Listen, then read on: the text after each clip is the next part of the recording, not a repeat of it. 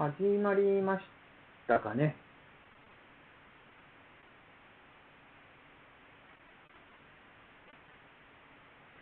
始まったかな。それで音はちゃんと出ているかどうか。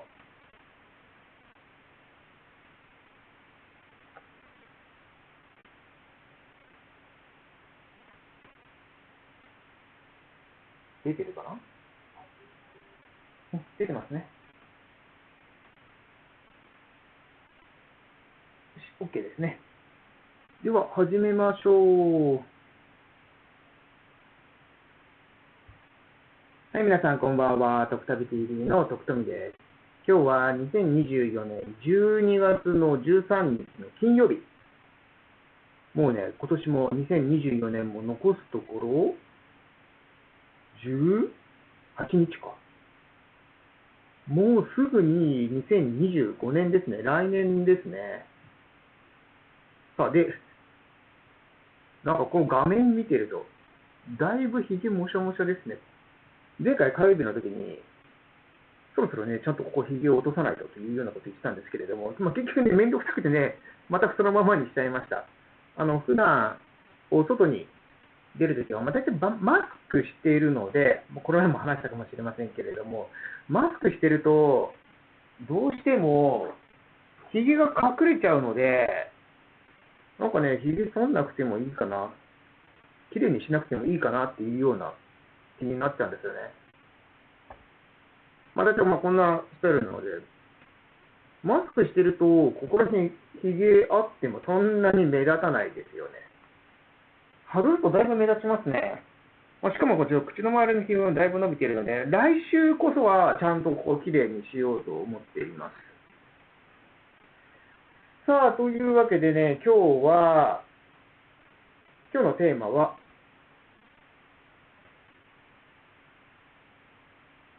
大丈夫かな。映像届いてますかね。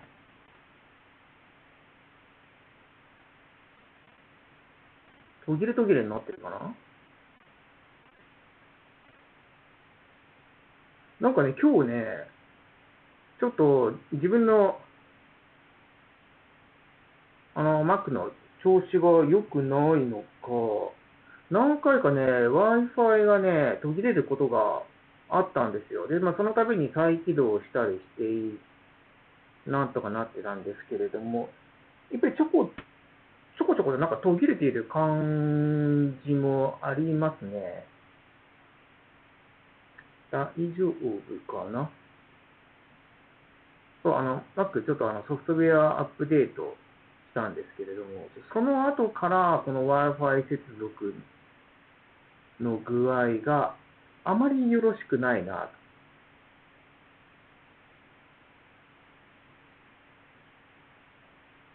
やっぱりちょっと途切れますね。でも多分すぐに復帰はすると思うので、続けちゃいましょう。さあ、では、今日のテーマなのですけれども、画面の右下に出ています通り、冬の鉄道旅についてお話ししようかと思います。ここ2回ほどは、タイの旅の完成会ということで、海外の旅のお話をしていました。その前もずっとこのライブ配信では、海外のお話でしたね。タイについて話したり、あと、チェコについてのお話も、しました。基本タイのことが多かったですけれども、今日はね、日本の鉄道旅についてお話ししていくことにしましょう。このチャンネル、夏ぐらいからそう海外、基本タイについてメインになったので、あんまりね、日本の鉄道旅をしている人は、ご覧になっていないかもしれませんけれども、タイの動画の前には、青春18切符を使った旅の様子の動画もアップしたりしています。さあ、で、今日なんですけれども、今言った青春18切符ですね、こちらがね、12月の10日、3日前から今シーズンも2024年の12月から2025年1月にかけて、使用可能な青春18切符、冬の青春18切符が発売されまして、で、すでに、この18切符の旅を楽しんでいる方もいるのではないかと思いますが、これね、非常に重要な変更点がありますので、これまでの夏までの旅とは、夏までの青春18切符とは、異なる仕様に、ルールになっています。従来の青春18切符の場合には、1枚の切符で、5回分の旅ができる、というものでした。あれ、ちょっと値段今ちょっと、12,600円でしたっけ？ちょっと正確な数字はあれですけど、多分そこら辺なんだな、11,600円だったかな。ちょっと今、ポンと忘れちゃいましたけれども、1枚で5回分だったんですよ。で、その5回分というのは、5日連続という意味合いではなくて、期間中のどこで使用してもいいと。5日分、3日置いてもいいし、1週間置いてもいいし、期間内であれば、その5回どこでも使える。しかも、1枚の切符で2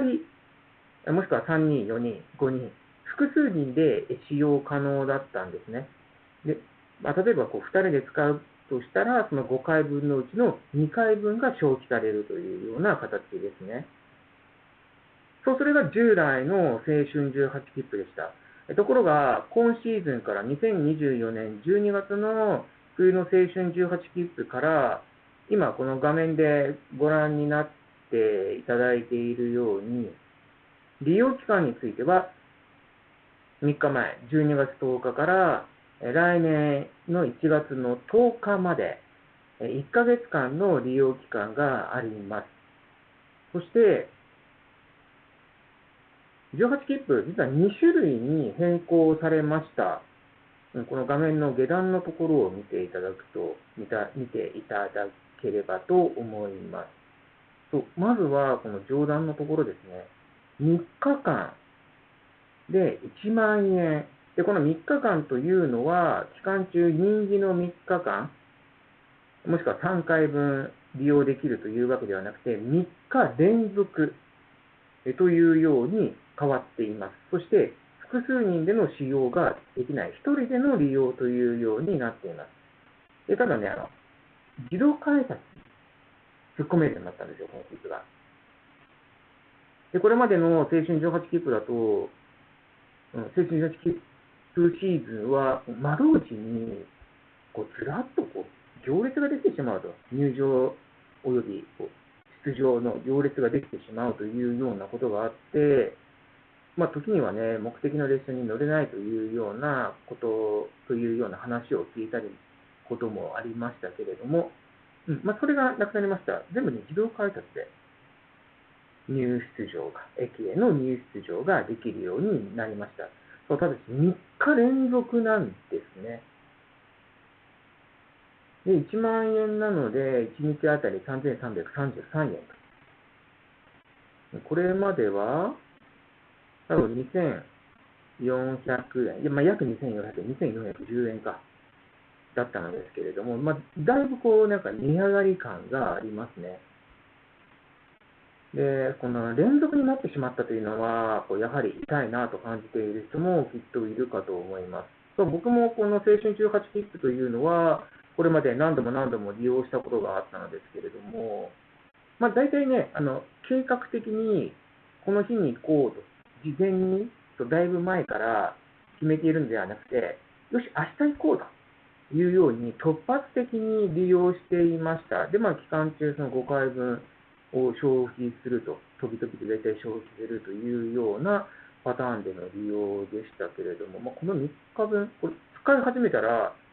自動改札に最初にポンって入れた時から3日分です。この3日連続使うというのはね、ちょっと難しいなというような気もします。で、さらにね、5日分も発売されてるんですよ。こちらが12,050円。1日分が2,410円分ですか。で、これが5日連続です。2日連続と同じように、連続ものですね。5日間連続で1人で使わなくてはいけないというのは、もうちょっとハードルが高くなっちゃいましたよね。特にこの冬のシーズンの場合には、利用可能期間が1ヶ月、そして冬休み、仕事している人の冬休みとなりますと、年末年始なので、だいぶ日数限られちゃうんじゃないかな。1週間とか、それぐらいですかね、皆さん。働いている人の冬休みは、会社員の方の冬休みは。そうなるとね、働いている人はなかなか5日間使いづらいなと。使えるとしたら3日間ですかね。定年退職したなどで、もうリタイアされた方で、気ままな生活をされている方は、この連続使用でも使えるかなというような気もしますけれども、この連続で使うとなると、宿泊を伴うことが多くなるかなと。出かけて家帰って、出かけて家帰ってというようなことをやってもいいんですけれども、それだとね、だいぶね、行動範囲が限られてしまうので、やっぱり宿泊を伴うとなると、使うお金もだいぶ増えちゃうなというような印象がありま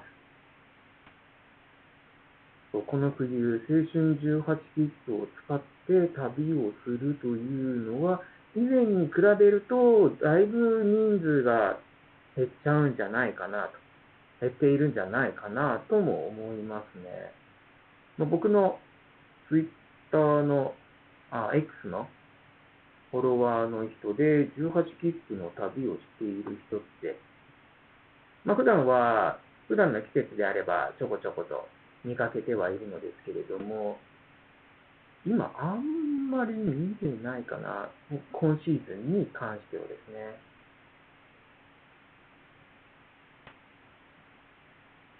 知っている人は今現在は旅出てませんね。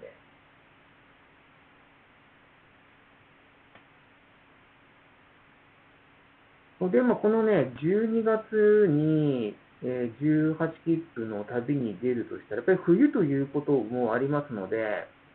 僕は、以前は、やっぱりね、北国に行きたいと。雪を見に行きたいというようなことで、よく出かけていましたね。で僕がね、初めて青春18切符を使ったのが、いつのことだったかと振り返ってみますと、2000、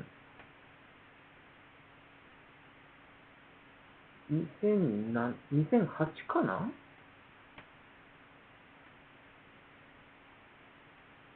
初めて18切符、2008ですね。今から16年前のことです。それから、ほぼ毎シーズンこの18切符を使っていました。ちょっと最近はね、使ってなかったんですけれども、最近使ったのは今年の春ですね。3月、4月に2回分計10回の18切符の旅に出てはいます。そうで、冬に18切符の旅を使うとしたら、僕は東京を住んでるんですね。東京住まいなので、あんまり雪は降らないんですね。冬、ワンシーズンに1回か2回降るかなというような感じで、そんなに積もることも多くはないというような場所に住んでいます。ということで、雪を見に行きたい。で、2008年12月には、新潟の方に雪を見に行こうというふうに思って乗ったのが、このね、ムーンライト越後という、これ夜行列車です。夜行快速ですね。この列車も今はもう休止な、多分廃止なのでもうないんですけれども、快速ではありますけれども、一応カテゴリーとしては普通列車なので、その青春18切符で、乗ることができた列車でした。プラス、あと指定券ですね。ご覧のように、この昔の特急型の車両だったんですね。で、夜行列車ですけれども、寝台列車ではなくて、座席車です。椅子なので、ぐっすり眠れるというような感じではないんですけれども、こんな列車に乗って、新潟に行ったことがあります。で、新潟に着いたら、こんな表紙、こんなね、掲示が出てありました。電光掲示板に出ていた掲示。やっぱりこういうのを見ると、北国に来たなというような感じがするものですね。北陸線、信越線は強風の影響に断続的に運転見合わせや徐行運転を繰り返しています。越後線は午前中列車の運転を見合わせます。羽越線は午前中列車の運転を見合わせます。これ2分の2なので、2分の1もあったと思うんですけど、それは写真は取り忘れています。こういうようなね、状態の時にわざわざというか、こんな状態とは知らなかったんですけれども、東京から、新宿駅からムーンライト越後という夜行列車に乗って新潟駅に着きました。で、新潟駅自体はそんなに雪は降ってないんですよね。そうですよね。新潟自体はあんまり雪はないですよね。で、そこから信越本線に乗って、長野駅方面に向かっていったのですけれども、その車窓からの風景が、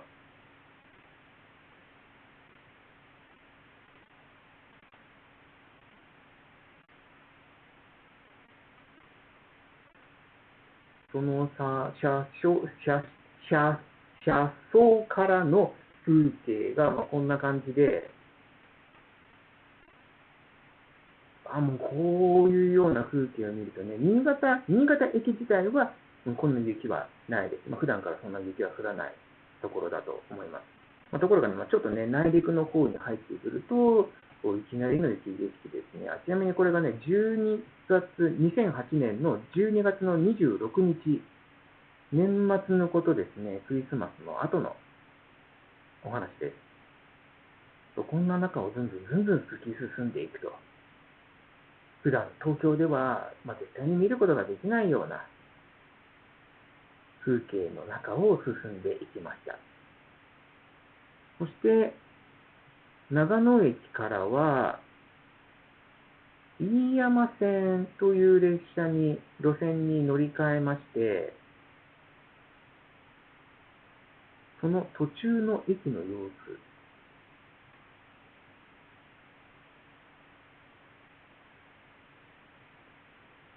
この飯山線というのが、もう豪雪地帯を走る路線で、これが森宮野原駅というところですね。ここには、積雪7.85メートル、昭和20年2月12日の記録ですね。7.85メートル、約8メートル。僕が170センチ、1.7メートルなので、6倍以上。でも僕を倍にしても、あまり基準としてどうなのかよくわかんないですけれども、もうこれ駅のホームの屋根の上を越えちゃうということですよね。昭和20年、1945年のことで戦時中のお話ですね。その当時はそんなに雪が降ってたんですね。雪が降ったことがあったんですね。改めて見てもこれすごいびっくりしますね。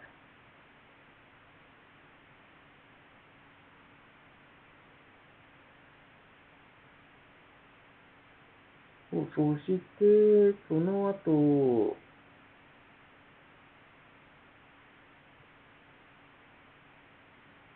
先ほどの飯山線から上越線に乗り換えて、東京方面に戻って、来るというような予定を立てていました。で、途中で、なんかすごい雪が降っていたので、土樽駅、上越線の土樽駅というところで降りたんですよ。この駅は、新潟県と群馬県の、境近くですね。新潟県の方です。新潟県の駅です。で、そこの様子、昔の動画なので、16年前の動画で、だいぶ、なので荒いんですけれども、こんな様子でした。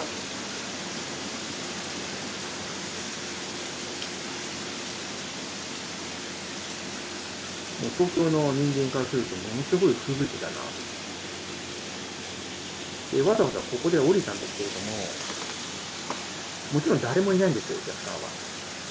そして無人駅です。駅員さんもいません。これ多分足跡は僕だけなんですね。僕の足跡なんですよ。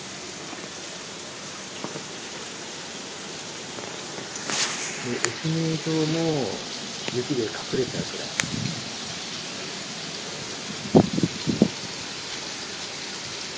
もしここで列車が止まって、もうこの日運休となったら、大変なことになってたとは思うんですけれども、もう、いやと、きっとなんとかなるだろうと、列車走ってくれるだろうというふうに思って、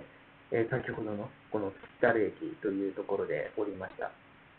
で、遅れはあったのですけれども、そこからの高崎行きの列車に乗って、で、もう一回ね、土合駅というところで降りたんですよ。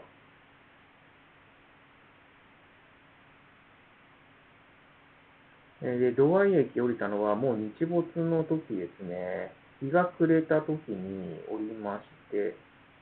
で、こちらの写真を見ていただきたいのですけれども、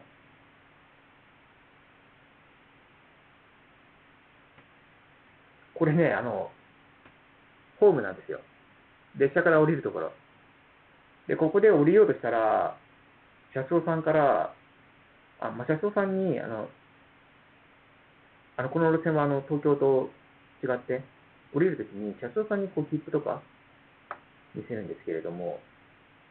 本当に降りるのっていうふうに聞かれました。で、もちろん降りたのは僕一人です。ホームともその境が全くわからないぐらいこう雪が積もっている。人が歩いた跡はありますけれどもね、ホームを踏みしめた跡はあるけれども、こんなところをもうあえて降りるというチャレンジをしてみました。で、もう一枚ホームの写真見ていただきましょうかね。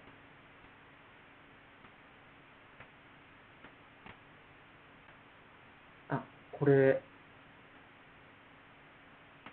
でも線路は全く見えないんですけど、線路があるのは、こう、向こう側ですね。ちょっと左の真ん中あたりぐらいのところに、ちょっとへこみみたいのがあるかなというような感じしますけど、あそこが線路ですね。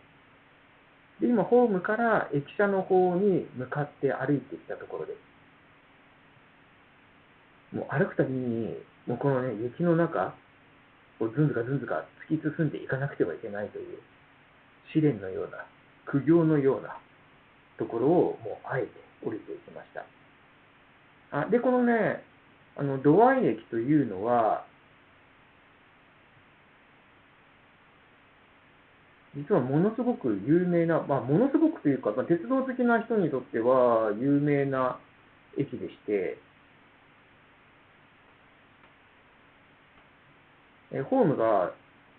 線路がね、上り線と下り線でこう別々のところにあるんですよ。で、上り方面、高崎方面、東京方面の線路というのがこう地上にあるのですけれども、新潟方面の線路は地下にあるんですよ。トンネルの中にあるんですよ。で、そのトンネルの中に、トンネルの一番下まで行くと、こんな感じで、日本一のモグラ駅というふうに言われている駅で、ホームから地上に出るまで338メートル、462段の階段を登らなくてはいけません。エレベーターはなしです。もちろんエスカレーターもなしです。階段のみです。自分の足で歩いて、この階段、上り下りしなくてはいけないという、そんな駅が実はあります。土合駅ですね。これはね、群馬県ですね。新潟県と群馬県の境目で、群馬県の一番北側ですね。上越線の。そうかそうですね。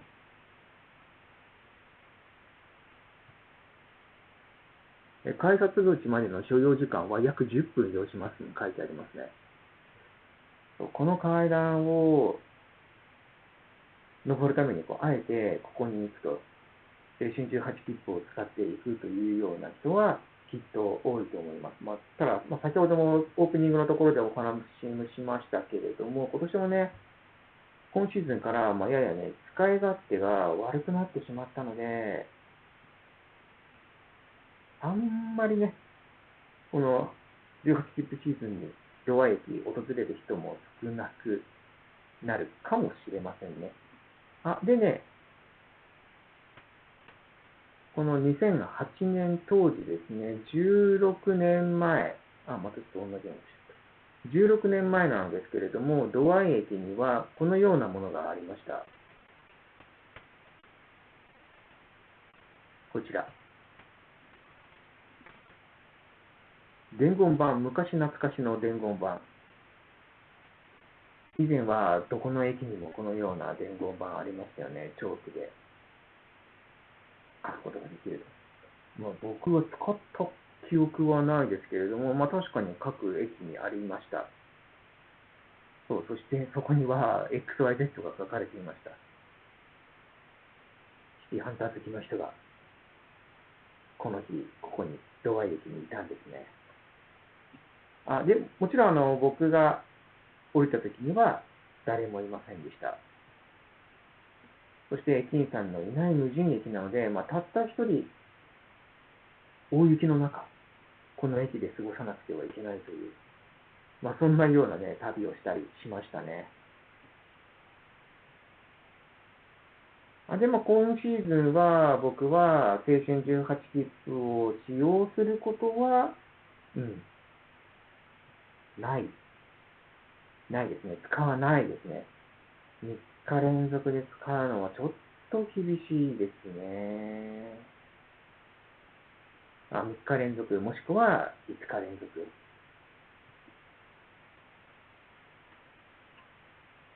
そして、この青春18切符は、来年2025年1月10日までが利用期間となっています。で、その後です。その後、僕が注目している切符が実は発売されまして、こちら、キュンパスというものですね。青春18切符は JR の、各社、北海道、東日本、東海、西日本、四国、九州、すべての JR で利用することができる切符、共通で利用することができる切符です。で、今度、ここで紹介するキュンパスというのは JR 東日本ですね。旅せよ平日、JR 東日本旅キュン早割パスというものですね。で、この切符の特徴はと言いますと、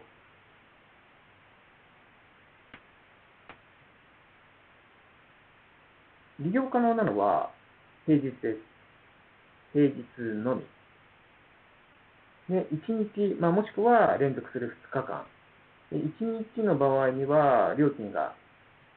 発売価格1万円となっていますね。で、1万円なんですけれども、青春18切符の場合には、普通列車のみが乗り降り自由となりましたが、このキュンパスの場合には、新幹線および特急列車の自由席、これ乗り放題です。で、また、指定席も1日利用の場合には2回まで。で、連続する2日利用の場合には4回まで。あらかじめ指定席を確保して乗車することができます。でね、今年の春、2024年の2月から3月にかけてにもこのキュンパスというものが発売されまして、僕もね、これね、実は利用していたんですよ。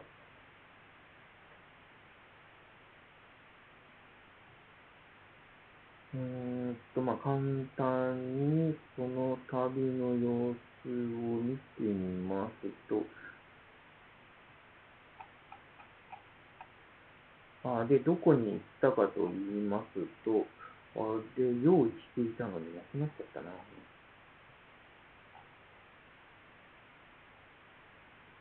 な。新潟と盛岡、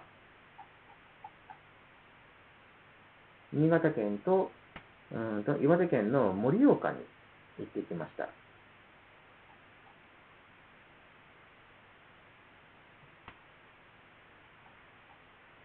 写真を、あったあった。盛岡の写真が今見つかりましたね。盛岡。盛岡といえば、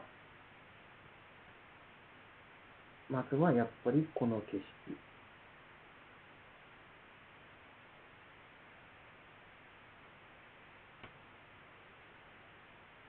岩手山。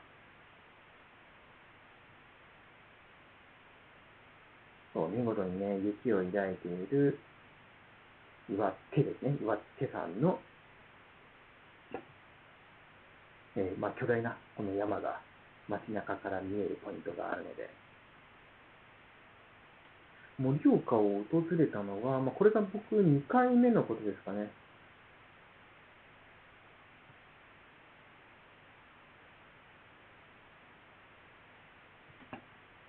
で、この盛岡で、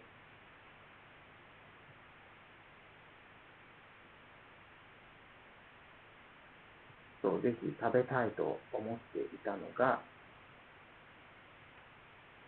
よいしょ。こちら。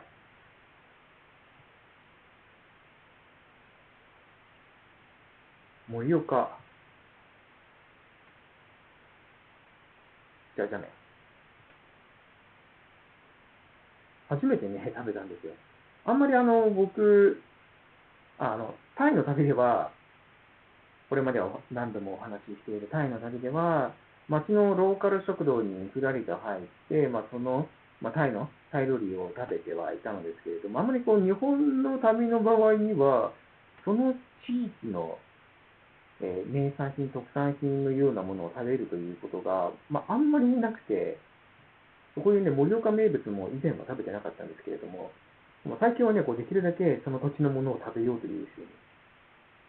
に意識が変わっています。これむちゃくちゃ美味しかったですね。でもこの盛岡への旅というのも、この1万円で日帰りで利用可能なんですよ。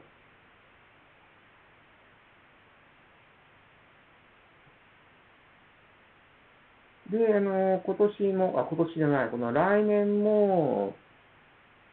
このキュンパスというものは発売されますので、そして、指定席をあらかじめ指定することが可能です。で、僕は、この時は、盛岡に行った時には、突然行こうというふうに決めたので、大体僕、突発的に旅にいつも出て、計画的に行くということがないので、多分行くね、3日前とかそれぐらいに行こうというふうに考えたので、もうね、指定席が確保できなかったんですね。それで自由席で行ったんですよ。始発列車で。新幹線の始発列車、東京駅の始発だと6時何分かだと思います。6時4分か。で、同じように考えている人がたくさんいまして、指定席がもう満席で取れないので、自由席で行こうという人がものすごいたくさんいて、東京駅の新幹線の乗り口、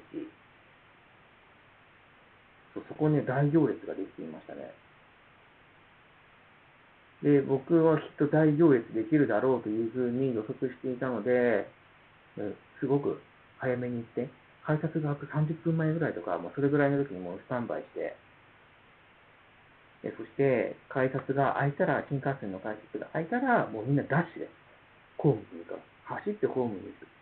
向かう中、僕も早足で向かって、なんとか自由席を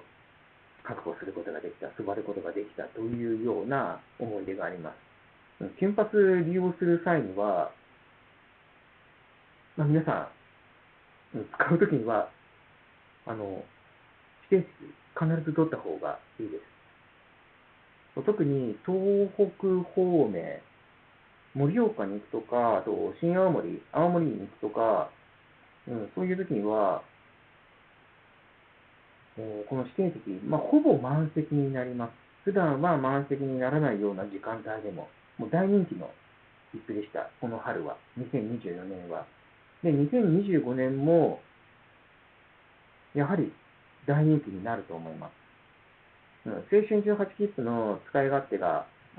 だいぶ悪くなってしまいましたけれども、この2月と3月に利用できる金パスはきっと人気に出ます。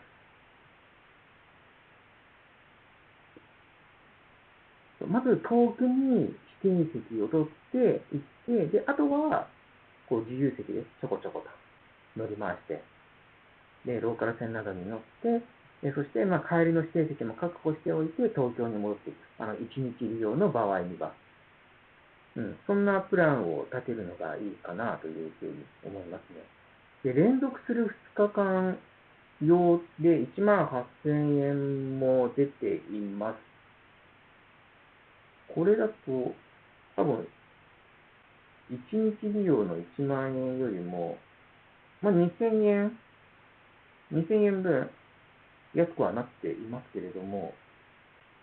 大体1日利用の場合には、遠くに行って帰ってくるという、その往復分の利用もあるけれども、2日利用の場合には遠くに行って泊まってまた帰ってくるということで、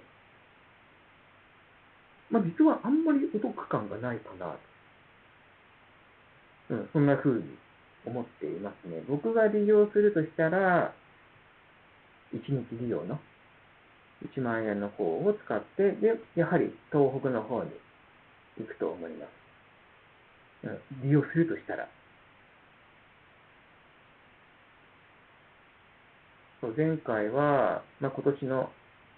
盛岡に行ったのは3月かな3月ですね。3月12日、金パス利用のも多分ね、最終日か、その前日かというような時に、盛岡に行ったということもあって、で、もう、口コミとかでこの金パスいいぞということで、すごい人気になっていたので、最終日かもしれないです。最終日か前日か。先ほど言った自由席争奪戦、始発の新幹線の自由席争奪戦というものが生じていました。18切符で、鈍行列車で、普通列車で移動するよりも、やはり快適な新幹線に乗ることができるので、この切符、僕としてはすごくおすすめですね。旅、あんまり行ったことがないという方でも、ぜひ使っていただきたいと思います。ただ、あらかじめ指定席を取るのを忘れずに。中にはね、その指定席、自由席の争奪戦に敗れて、ずっと新幹線の通路で立っているという人もいたくらいです。それはね、そういうような混雑があるということは、覚悟しておいた方がいいかなというふうに思います。で、僕が利用するとしたら、1日用のものなのですが、多分ね、この時期に、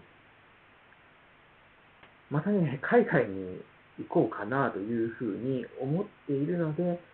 金パスは使わないから、その海外がおっしゃったら、この金パスで国内の旅をするというようなこともありだなというふうに思っています。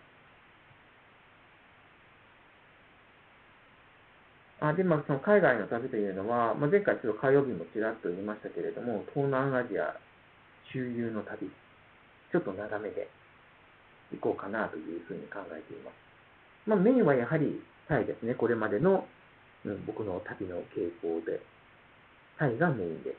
で、その他、トランジットなどと合わせて、ベトナム、インドネシア、タイ、ラオス、そしてシンガポールと、最大5カ国。そこまでいけないかもしれないですけれども、巡ろうかなというふうに考えています。で、その旅の中で、タイからラオスへ移動する際には夜行列車を使うと。先ほど青春18切符のところで、日本の、16年前のお話で、座席夜行列車も今はない、廃止されたムーンライト越後という列車に乗ったということをお話ししましたけれども、まだタイでは夜行列車ガンガン走っていますので、そこでね、日本では、今はね、ほぼ味わうことができない夜行列車の旅というものを、ぜひぜひ楽しみたいというふうに考えています。で、ちなみに今、日本では、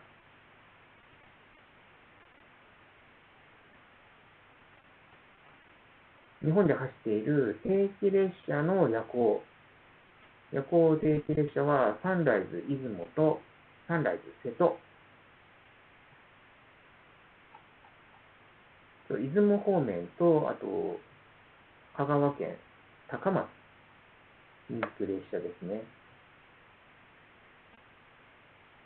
こんな列車です。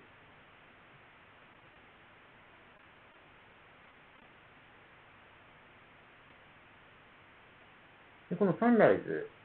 瀬戸には、僕は1回だけ乗ったことがあるんですよ。今ちょっと途中のところをお見せしましたけれども、列車の顔はこれだ。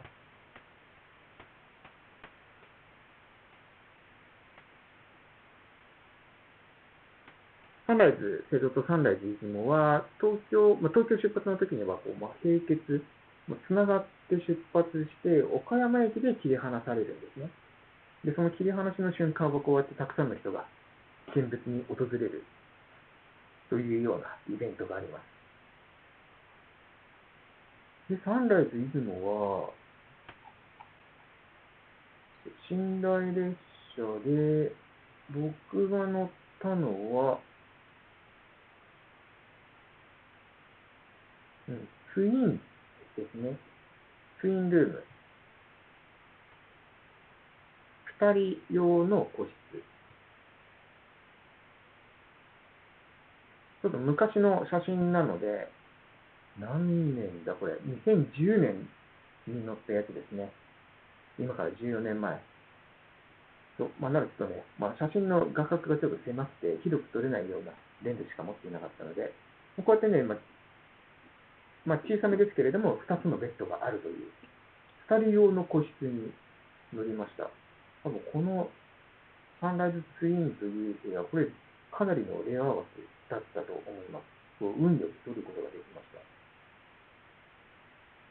た。こんな列車に乗って、僕は香川県高松に行った思い出があります。今から14年前のことです。寝台列車に乗った最後は、もしかしたら、今のサンライズが最後かな。いや、そんなことないかな。あけぼのに乗ってるかな。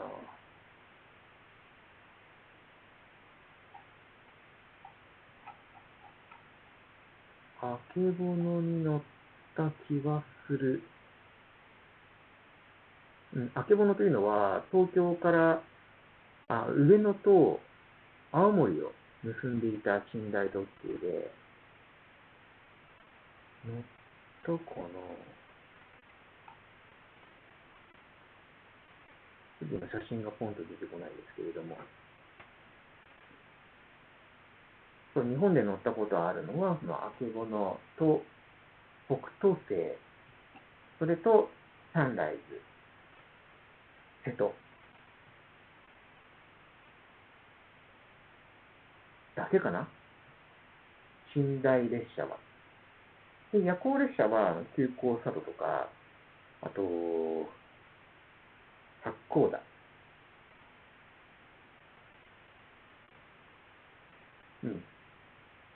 青森から上野を結んでいた八甲田。八甲田に乗ったか津軽に乗ったのか、ちょっとね、昔の記憶、中学校1年生のことなので曖昧なんですけれども、多分八甲田。もしかしたら津軽。で、あと青春18切符の時に、ムーンライト越後やムーンライトながら、東海道本線の、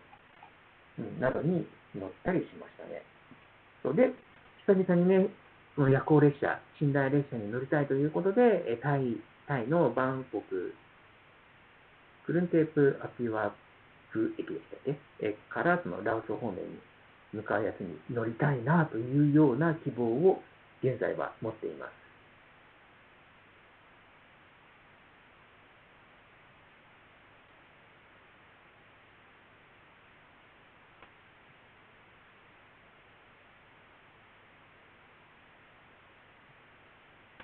で、今回、僕が今日紹介したのは、この青春18切符、ちょっと使い勝手が悪くなってしまった青春18切符と、そして JR 東日本の瞬発。他の鉄道会社、JR 西日本や北海道、東海、四国、九州も、この冬何かお得な切符出るかもしれませんけれども、ちょっとね、僕がまだ行かないだろうということで、ちょっと全然リサーチできてなくて、リサーチ不足なので、紹介はできなかったのですけれども、僕の地元の東日本のみの紹介となりました。青春18切符に関しましては、JR 各社利用可能です。そんなところで、この冬の鉄道旅を楽しむための2つの切符の紹介でした。プラス、僕のね、昔の以前の旅の思い出をちょっと合わせてお話しさせていただきました。で、次回なんですけれども、来週の火曜日にまた、今度はね、タイの旅、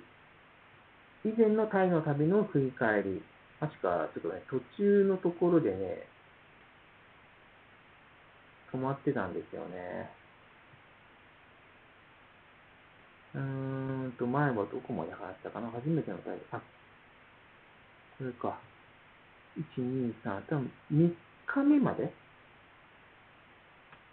初めてのタイ旅行ということで、3日目の様子までお話ししたと思うのですけれども、2017年8月の旅です。